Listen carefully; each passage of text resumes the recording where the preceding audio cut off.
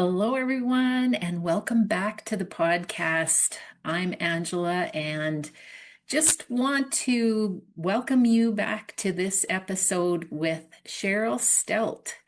She is a spiritual coach, a master healer, speaker, best-selling author of 3 books, and the CEO and founder of the Star of Divine Light Institute and the Azarius Healing Energy certification program. As an energy healing and empowerment expert, Cheryl helps mature women who know they are meant for more but feel blocked gain the clarity they long for and step into their true, authentically powerful selves, enabling them to live their purpose. With over 30 years of experience and extensive training in numerous healing modalities, spiritual leadership, coaching, retreat guiding, shamanism, yoga, and meditation, Cheryl finds nothing more rewarding than helping women safely break through their subconscious blocks when nothing else has worked profoundly. This is amazing. Thank you for taking the time to do this interview today. Oh, thank you, Angela. It really is just such an honor to be here with you and, with all the background of so many episodes behind you and so many guests. Yeah, it's been a wonderful journey of learning through meeting people. And it's surprising to me sometimes when I look back on it because I never thought that I would ever do anything like this. But I love it because I get to meet people like you and I get to learn from you and I get to share this with others. And I think that, in the end, that's what life is really all about, sharing our stories, living our lives, and learning from each other and supporting each other through it all. So thank you for being a part of it. I really appreciate it. Thank you. So, you've written 3 books. You help women. Um, And how did you just give us a little bit of background and like how did you get to this point? How did you get to doing what you do now? Uh, well, it's been 32 years, and I was raised Roman Catholic. Spiritual was not a part of my life, not a word that was used. Meditation was not, energy healing was not. And I'm in my 60s now, so that kind of gives you sort of, the concept of how long ago that was and what was going on in the world. And I had an experience on the beach one day, and my deceased brother showed up. Now he Hmm. had taken his life. And so you can imagine, and I'm sure all your listeners can imagine the grief and loss that I went through in that he took his life and left us. And it was about a year and a half later, and I was on the beach with a friend who was doing kinesiology on me, and suddenly there was this huge ball of bright white light hovering above me, and it just radiating the most love I had ever experienced by far. And somehow it had, this was brand new. I had never had, like I said, spiritual was not a word. And and then my friend who was doing the kinesiology kept talking and doing this finger testing. And then she, and I'm waiting for her to stop so I can tell her. And then she said, "It's your brother." And she goes, "Oh my God, he's here." And I said, "I know." And tears are rolling down my face over Hmm. this, the love I was feeling. And, I was pretty shocked, but so in it. And to make a longer story short, he came to me, and his message to me was to start meditating. And little did I know that I very soon, into learning how to meditate, developed my own type of meditation that started my deep and profound healing journey. Never had a desire to work with people. I always thought I have enough problems of my own. Mm. I couldn't imagine helping anybody in that respect. And very soon people started to ask me questions and ask me to teach them what I was doing. And next thing I know, I'm leading meditations in groups. And I studied shamanism and did that for over a decade and learned many modalities. And so it just was an ongoing thing. And so eventually, and I resisted. I resisted again and again around wearing the title, hanging the shingle, so to speak. So I kept it as a side gig kind of thing for years. And I went back to school later in life and started an interior design business, but I wanted it to be a spiritual interior design business. So it was a safe funnel for me to do all my spiritual work, even though my marketing instructor in school said, "Oh, you're going to rule out 80% of your potential clients. That's ridiculous. Not, I advise you to not." It was called Stelte design, designing for the soul. And I said, "I don't care. I only want to work with that 20%." And so I did a lot of my spiritual work with these women through that to help them heal and become empowered, know themselves better, and here I am today, owning what I do 100% and being in it and seeing how embracing that it's a never-ending journey and that the grief and loss part is a continuation.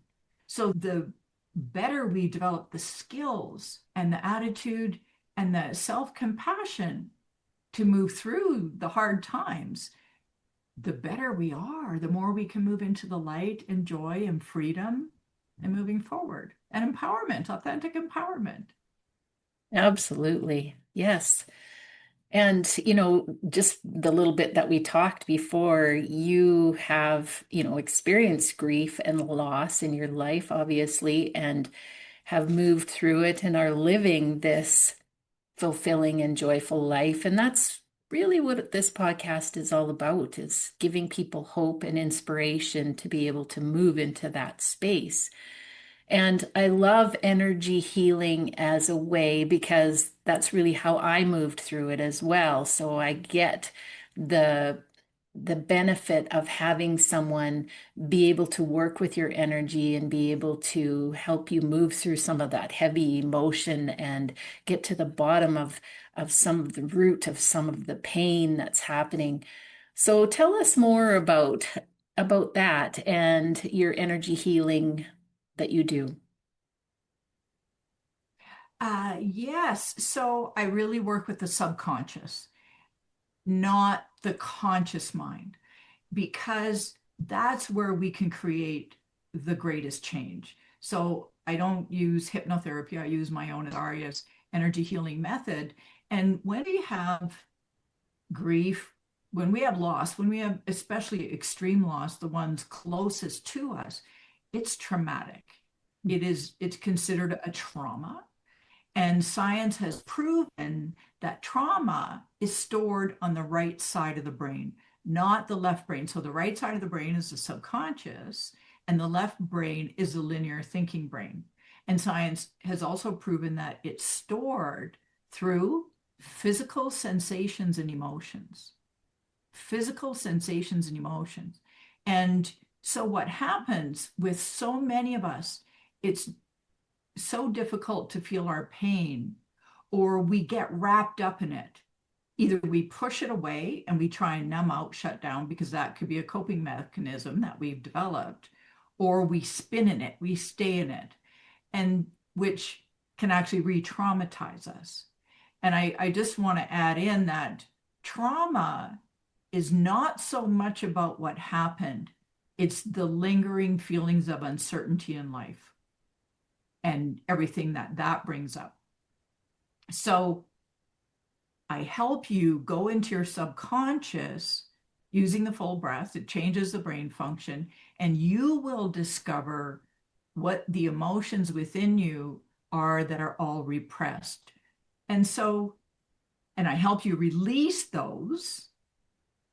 And I also help you release the subconscious beliefs that were formed from those emotions. And then we can start to reprogram your subconscious with more uplifting emotions and with new subconscious beliefs that help you move forward. And what happens with us, we come into this world, we're a soul who's come into this human body, we're in form, we're in the physical, and the soul has signed up for many learnings, all kinds of agreements. And sometimes the soul chooses to experience a great deal of loss. And I'm one of those people. And what happens early on, we learn to, because of what goes on in our lives, we learn to repress emotions, and back when I was a kid, people didn't talk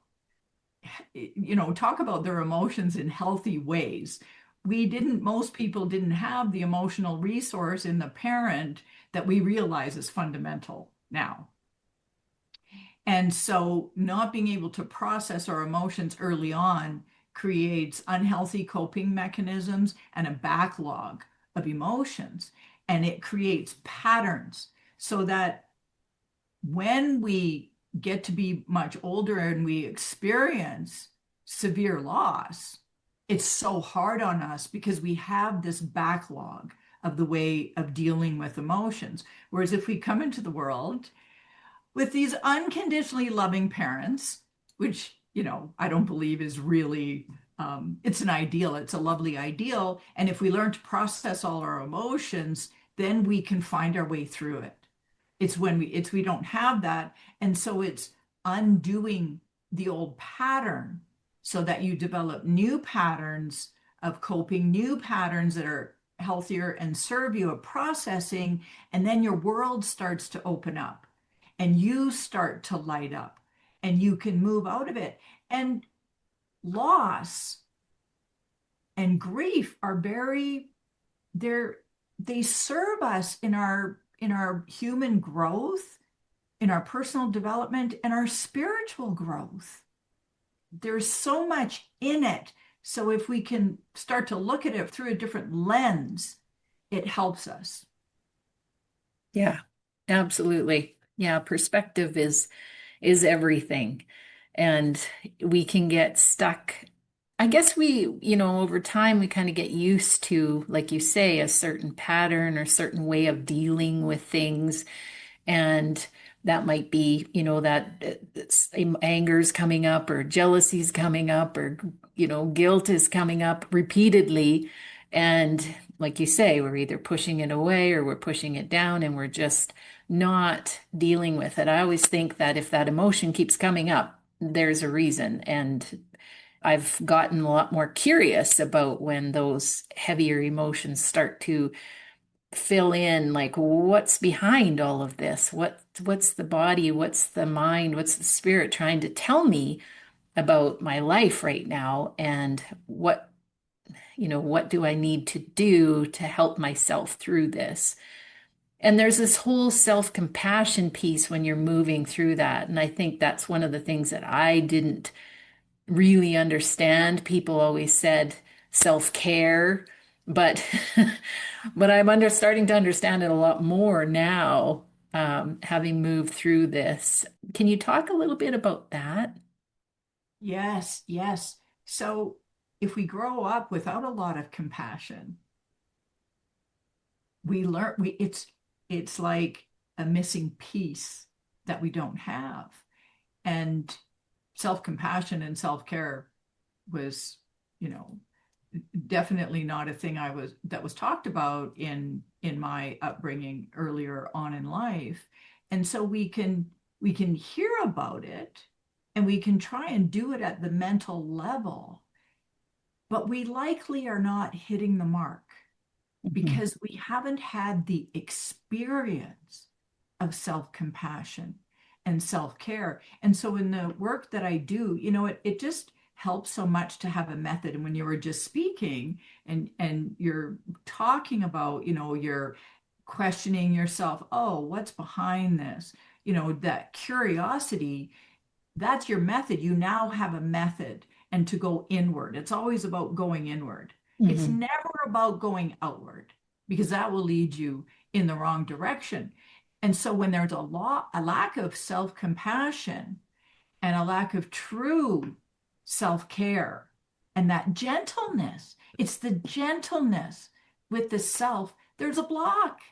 There's a wound in there. There's some kind of trauma because you didn't experience it. And so that's where I help you go back into your subconscious to discover what that was and release it. And Hmm. naturally, then you'll start to treat yourself differently and it'll surprise you. It'll surprise you because the work I do, it's not about mindset work. It's not about saying a bunch of affirmations. That's all left brain and it's helpful, but it's more superficial. The work I do is going deep. So we create deep interchange, deep breakthrough, and then you turn around and you're different. It's like, whoa, I never would have treated myself that way. And to see that you're really going through something, and self-compassion and self-care can often be saying no to other people at a time when you really need to love yourself up and what Yeah. that looks like. So it's vital. And there's often when we're not able to get out of grieving, when we just feel so stuck, there are multiple blocks, patterns that are in place that are keeping you there. And as hard as it can be to face, your soul signed up for all this to grow Mhm. through. So that's the piece. And if you can just get to somehow, I don't know how, but somehow I'm going to get through this. Somehow I'm going to do this. Just opening yourself up and finding the method that works for you, the person that can definitely help you makes 100% difference. Yeah. Yeah. I like that because there is a persistence about wanting to feel better, to live a joyful life, because that's really what we're here to do, is to live a joyful life. And it's like I don't want people to give up. You know what I mean? It's like um even though we go through some really challenging things, like you say, the soul chooses some stuff that it's like our humans would never choose. Um, but yet the soul knows that these are big lessons and there's a lot of growth that can happen through this. And it's not all gloom and doom, that there is a light at the end of that tunnel. There is joy at the end of that struggle. And the other thing I was thinking about is just the whole surrender thing, because when you were talking about that, just knowing that things can get better and will get better. And sometimes we don't know how. We don't know how that's going to happen, but we have to trust that the universe will find a way for us to be able to have the circumstances and the people and the resources that come in that we need, as long as we're looking in that direction. Would you Yes. agree? And the surrender, I actually have a surrender practice that I downloaded one day when clearly I really needed it. And so I'm happy to give that out. Hmm. Uh, and but also it's that surrender and allowing. And what I think helps people, I do a lot of chakra reading. So I read people's energy. I'm able to channel the most important messages that God, source, the universe wants them to hear at a particular point in time. And then I can see where their blocks are and where there's a lot of light and what those things are about and what they can do to move forward. It really gives people clarity, gives people an understanding, and that really helps them. But what I want to say is surrendering and allowing is that I can tell the people that are old souls and I can tell the young souls, and I don't get any young souls anymore. Mm. I used to get them that work with me. I only get the old souls because, and I've just come to realize only the old souls sign up for the biggest hardship. Yeah. If you were a young soul, you wouldn't sign up for excruciating pain in your Hmm. life. There's no way you would do it. But as a soul, you have everything you need. You chose your life and all its challenges to grow through. So if you can remember that at a level you may have a hard time accessing because it's hard to access the soul. It takes Hmm. practice, and we actually have to clear all the blocks to that in order to truly do that. But if you know that you are in agreement, and that can give you that trust. It can give you the trust that, okay, somehow I'm going to do this. And when that shifts, it raises your vibration. So when we're stuck in grief, yes, it's normal to grieve. Very important, very useful. It also depends how you grieve. And I'd like to maybe talk a little bit about that. Sure. One step that you can do when you are deep in the pit of grief, you can move forward with that knowing. Trust is a higher vibration. When you're in the pit of grief, it's lower vibration. It just is. It's not a judgment. It just is. But when you somehow have that trust, it raises your vibration slightly. So wherever we're vibrating, we attract more of the same. So if you can move into trust, that's a higher vibration. You're not at joy yet, and you're not expected to be because you have to go through everything. But moving into trust and hope are higher vibrations. And that asking for support, even from other people and from spirit, from Jesus, from Mary, from God, from whomever, we are all supported, and we may not be in tune with that. Hmm. Yeah. Yeah. We often think we're alone. We feel very alone, especially going through grief. I know there was many times I felt very alone and really had to work at connecting with my own self and realizing that I had my own back, actually. I am a whole person that has this higher self that can give me guidance and I know through synchronicities and things that have happened that there is a lot working for me and around me that maybe I don't see and don't understand, but definitely know is there. And I love it that you bring that point up, that we often feel alone. And like I said earlier, these patterns, so many patterns develop early on. And not everybody feels alone when they're in grief, and those people move along faster. So why do we often feel alone? We likely felt alone when we experienced grief early on.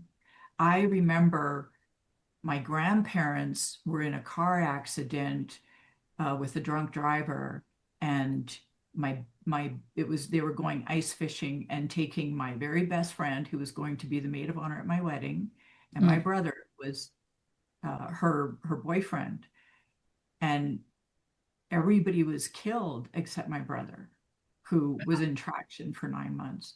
So you can imagine my grief, so much loss. And I remember going to my girlfriend's funeral, my best friend's funeral, and I was in the back seat of my parents' truck. And I burst into tears, and I was crying for a few minutes. And my mother turned around and yelled at me, "Stop crying."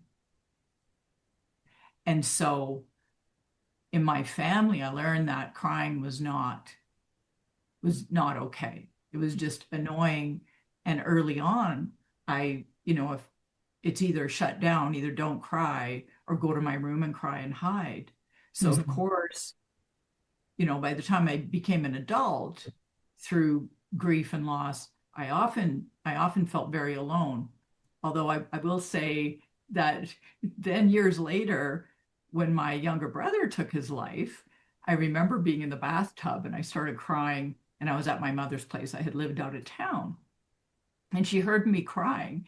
And she started freaking out. Oh my God, she's crying. Oh no, she's crying. I mean, my brother just died. Yeah. And she phoned one of my other brothers. I don't know what to do. Cheryl's crying. Seriously. So you can imagine her conditioning. Hmm. Could only imagine her conditioning around crying. Yeah. And so she had to have felt very alone. I don't know, but there's a pattern in it. And so if we feel alone, it's so important to allow ourselves to feel that and process it, not spin it, not stay in it. Right. Yeah. Yeah. And that's the key is processing through this stuff. And you can do that with support and help. And you're one of those people that helps people do that, which is amazing, And so tell people more about how they could find you or work with you. You can go to my website, starofdivinelight.com. That's a good place. There's a lot of resources on there. There's some free meditations that you can try that'll help you process your emotions. And tells you more about my programs and that sort of thing. If you just have this feeling, it seems like these days, all the women and men, I'm working with more men, Mm. which is a real shift.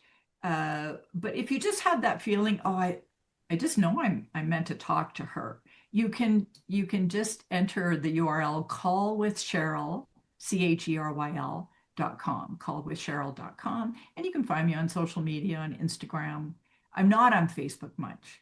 But if you private message me on Facebook, I will hear from you and LinkedIn. So those are the best places. Wow, that's wonderful. So we're just about to wrap up. Would you have some words of wisdom or advice that you want to share or something that you didn't get to talk about that you'd like to before we go? I'd like to say that your grief is real. Your grief and loss are very real, and they are not who you are. Who you are is a divine being that chose this to grow through, and that you are actually powerful, authentically powerful beyond what you can currently imagine. Please remember that you are powerful beyond what you can currently even imagine. Hmm. Yeah, and I think that's a great message because really we wouldn't be here if we didn't have some sort of purpose. And so when you've got that kind of power behind you, there's amazing things that you could be sharing with the world. And so it's just keep reaching, keep searching. I love your message. It's awesome. Thank you. Thank you so much for taking the time today. Really appreciate it. And I'm going to encourage people to go check out your website. And if you felt like this conversation resonated with you, please go talk to Cheryl and see what she can do to help you through. Thank you so much again. And thanks everyone for watching. And bye for now.